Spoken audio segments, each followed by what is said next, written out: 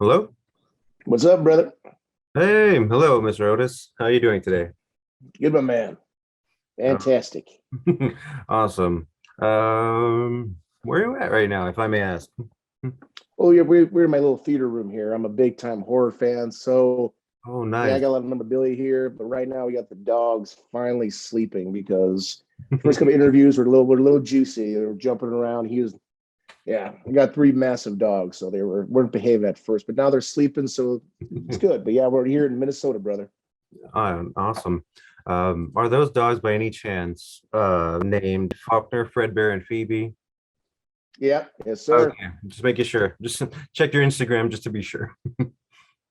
Oh yeah, I call sometimes Faulkner Bubba, just because Mhm. he's the older one. He's about 8 years old, so his hips aren't too great. But yeah, we got baby girl. Then Fred Bear is just a chewing machine. Like if anything's on the table or anything on the floor, it's gonna get chewed up.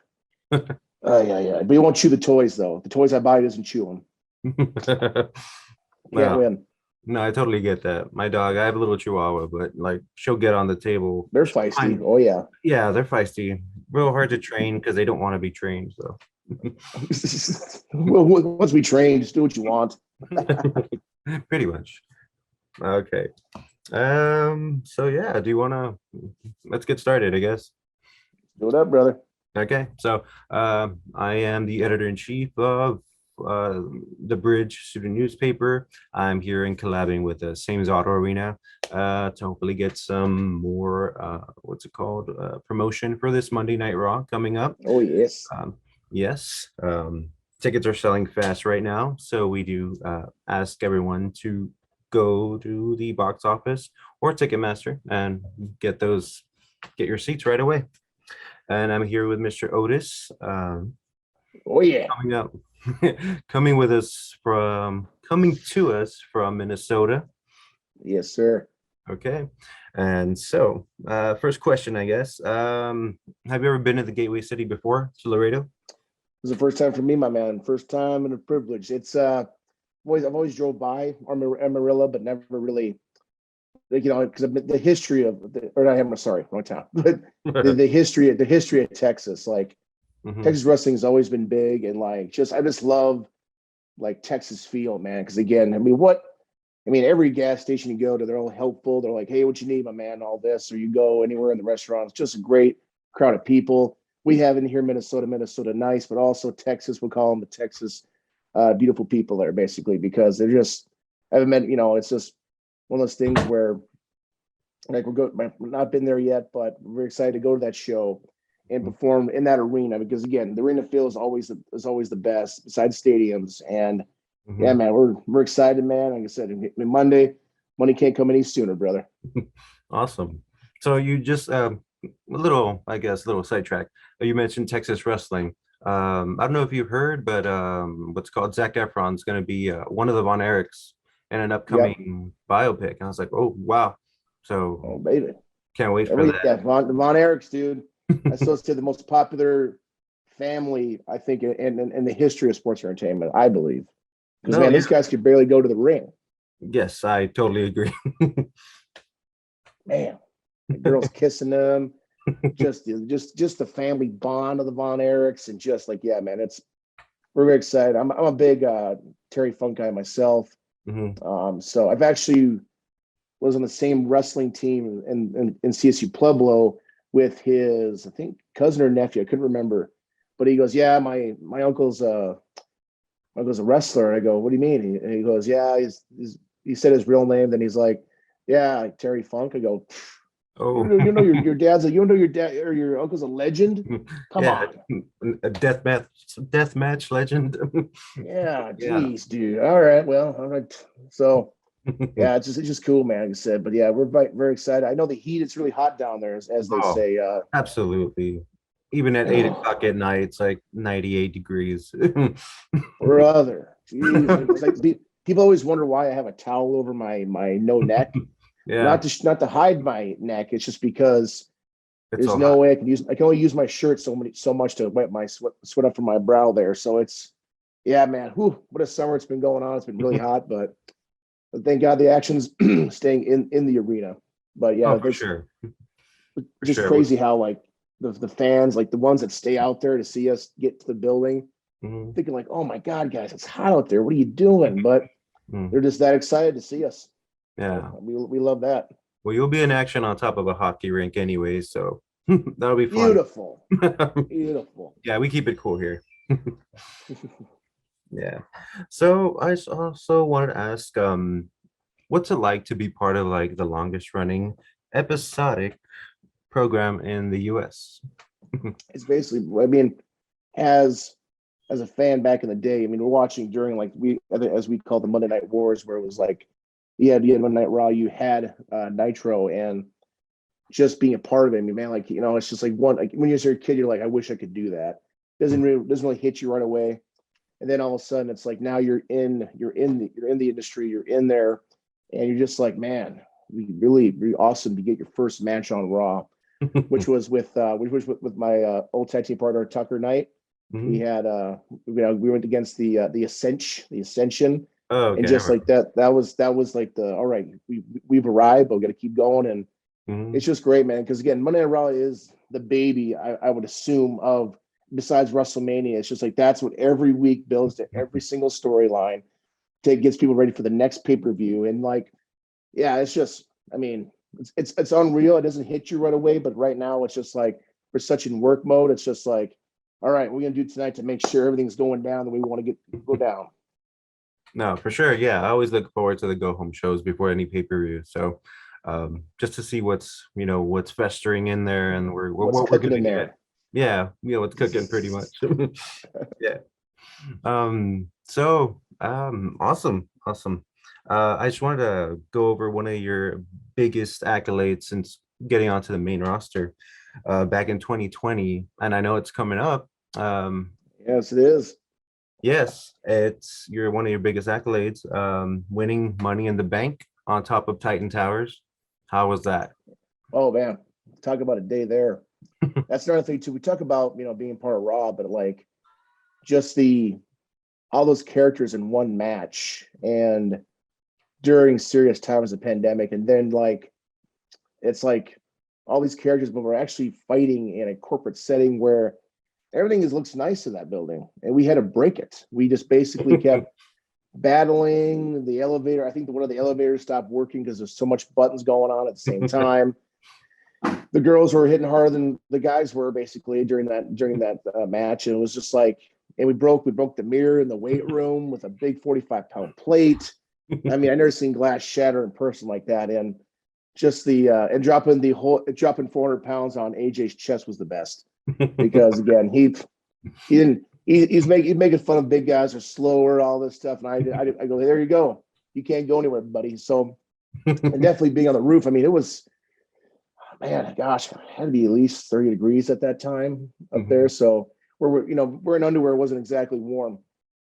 So it was definitely whoo baby, but definitely a great experience of like I never thought I would do that. I never thought that would be part of like the Money in the Bank match because again, I hate ladders. I mean, ladders and spiders, get me the hell away from both those things. Anything that crawls, get me the hell out of here. Like I'm a tough guy, but poof, I'll turn into a real scaredy cat when I see that kind of stuff. So the ladder thankfully broke, but then as an NFL catch, Brett Favre throwing the catch to Don Driver, the briefcase hits me right in the hands, and I become Mister Money in the Bank. So it Yeah. was, man, real fun time, man. But yeah, what a wild. I mean, it was. I think that match was just like just seemed like forever because like we battled through everything, and I think there's like I'm guessing 4 floors. We bashed them all basically. Yeah, and I'm so glad you said that about AJ Styles because one of the last times I was here, it was a little house show, and Yeah, he went toward the audience. This was before COVID, before the whole pandemic. yeah. He went to the audience and he was shaking hands with everybody, and so it's me, my friends, and the row shaking hands. I go up, just put my hand out, and nothing. Yeah. Goes straight after. All my friends get that handshake from AJ. So I'm glad you got to do what you did. Honor to do it, brother, at AJ Styles, I tell you. Okay, so I have another question here for you.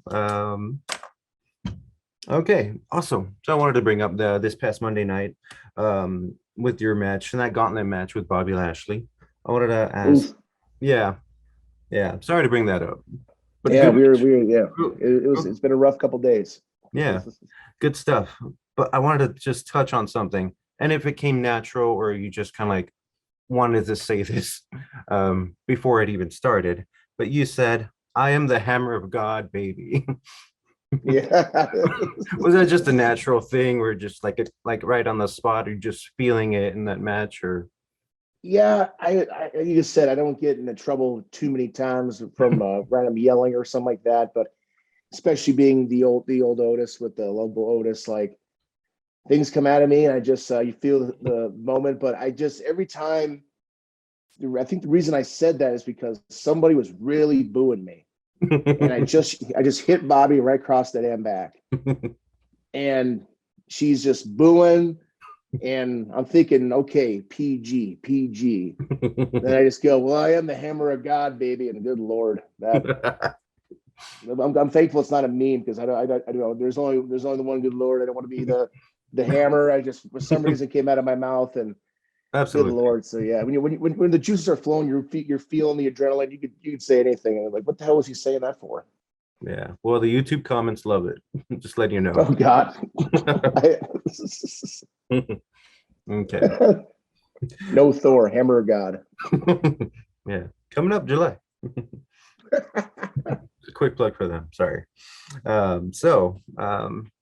wanted to get a little, just, I guess, a little, just your take on it. But to touch on something, I guess, on more on the sad note, I guess. But you had met referee Tim White, late Mhm. great Tim White. I just wanted to say if you had anything you wanted to say or something. Oh yeah. I mean, Timmy, I mean that literally I heard the news um the morning after it happened, and Timmy was one of those guys, man. Just you knew of him, but then you knew him better as a performer within the company, and just like what you see on the documentary with the Andre documentary for HBO, or you talk to him in person, you really feel like this guy's genuine. Like this guy is just a real dude. Like he's a man's man, and like there's so many people out there, like just like they could be crooks, they could be this, they could be that, but when you talk to Timmy, it was just like talking to your old grandpa, basically. Like this guy had stories, had experiences, had an answer for every question you had, but he always knew what to say. And I mean, yeah, I was definitely very sad, man, because it was when you hear what are you doing back there? Oh, Fred Bear's trying to go behind me. Wow. The I was really sad, and like I said, I mean, condolences to his family. But we just like I never knew that the last time we see him at Mini in Dallas that would be the last time I see him, because again it was always like, yeah. And a little side story there, it was like, well, at the Royal Rumble, we just got done doing a Mandy thing where she lands on me, she's not eliminated from the Royal Rumble, and we got to the back and they made changes, said you guys are, as we were advertised in the Rumble, they said you guys are not in the Rumble anymore. So I said, okay. So my mood was here. I went down to here because I was excited to be in my first Royal Rumble. Mhm. And Timmy saw me. I don't know. He saw me down a little bit. I didn't see him corner my eye. And he goes, "What's up there, stud?" And I go, just get this off the damn Rumble, man. And it just the emotions were high. And he's just like, he goes, "Well, you don't have to worry." As he shakes his head, he goes, "You don't have to worry about it because there's always some opportunities around the corner." And then any old Joe would say that, and I would be like, yeah, yeah, yeah. But coming out of Timmy, I always took it 100% with Mhm. gratitude, and he said he is the man, and I just, yeah, man, I could talk all day about Timmy, but the first time we met him was me and Tucky SummerSlam Access appearance, and it was just us. There's nobody else. It was the early morning, 7 a.m. We get there, and he's up there bright and early with the coffees, and just Mhm. hearing stories with Andre about his experience with the business. With me and Tucker, I mean, I cherish those memories big time. Awesome. Well, thanks for sharing some with us. That's it's real heartwarming. Timmy, It really Timmy is. White's the man. Yeah, definitely. Okay. So this is, I guess, it's going to be a little bit of a, it's going to take a turn. I'll be honest. Uh, but I just want to know if it's true or not. Kind of like a little, debunk it or not. But because again, this is on a wiki page. I just wanted to know if it's true or not. But Mm. that your great grandmother was a wrestler as well, a carnival Yes, wrestler. sir. Really? Yes, sir. That's That's the true. only. So this isn't like. So my mom, and I wish, and I remember we would talk about it during the show, like during the Thunderdome days, that Mhm, like there's no like proof of it. Like there's no picture of her. We have a picture of her, but mhm. my mother would be like, and then I did believe for the longest time and all this stuff, and she's like, no, no, no, because my mom again, she had a really rough childhood, so she would mostly live with her grandma basically, and she says she was gone every weekend. She had 7 kids. There's no welfare back then. If you can't take care of your 7 kids, they take it away from you. So Yeah. she had to make money on the side. So I forgot what her job was during the week, but her passion was wrestling and roller derby. Those are the only 2 things on TV with her bacon and cigarettes. And big woman, 280 pounds, and her gimmick name was Cattle Kate because she's the cow of women here, and like they would do the thing where they would have a plant in the crowd and they say who could slam this woman, 300-pound woman, and of course the guy would get there, couldn't pick her up, then she beats him up, and then it was like, or she wrestles her best friend and have coffee afterwards. It was just kind of a thing where it's just crazy. And like I hope that she's proud of me. Like, and I never met her. She died, I think, 3 years before I was born. So my mom, just basically my mom's stories, my dad's stories, that she was one hell of a woman. She basically raised my mother, and it's crazy to hear the fond memories from my mother for her. But and again, my mom was like, "You're not going to be going to wrestling. There's no way you're going to wrestling." And I'm like, "Hey, mom, and I just remember one time she goes, "I can't believe you're really doing it." And I said, "Well, I don't know, mom. I guess it's part of the genes, I guess. I don't know, but yeah, I'm definitely glad to be. I keep thinking it's third generation, but I think it's only two though, right? Second generation. I Well, she's believe great so. grandmother. No, it'd be third. Yeah, You skipped. I don't know. yeah. There's don't no the only athletes in the family are like basketball or soccer players. My dad used to be a boxer, but it's just like yeah, me and her are the only 2 wrestlers in the whole family, both sides. My dad and my mother. That's still good though. It's awesome. Oh yes, a little history there. Yeah, of course. Like, and some of the, it's like strange, but it's just good history though. I just love it. It just real. I'm a, It feels I've real been a, American. yep. I've been a carny all my life, brother. Okay.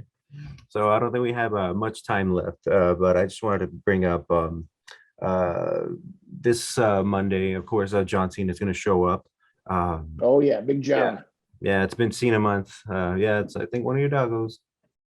Just lay down. Just lay down, you big bear. So yes, again, part of Cena month. He's going to show up this Monday night on Raw. I don't know. Things are looking real good, real. It's so much hype around this coming up, and like I said, tickets are selling fast here at the Auto Arena. Same Love Auto it. Arena, so yeah. But I just wanted to ask you, how do you see Cena's influence in the WWE and just, I guess so. Yeah, how do you see the influence that?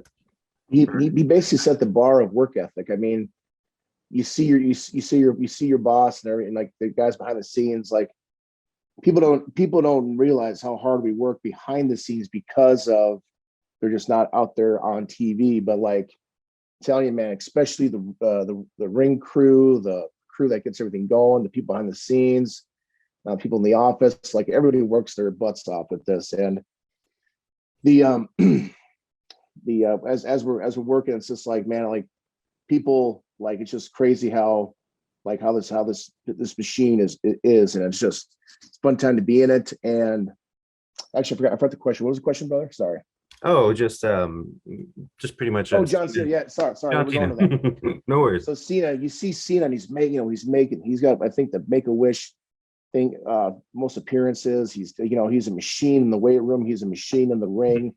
And that inspires all of us to just be like, hey man, like we have to not only try to do what he did, but also do it at the same level. So it's definitely a challenge to be like, man, 20 years, John Cena, but like, it's just like, now you have to even like not just be there, you got to be up here now, because now it's like the bar is set. We got to move the bar even higher now. And we're all happy to do it.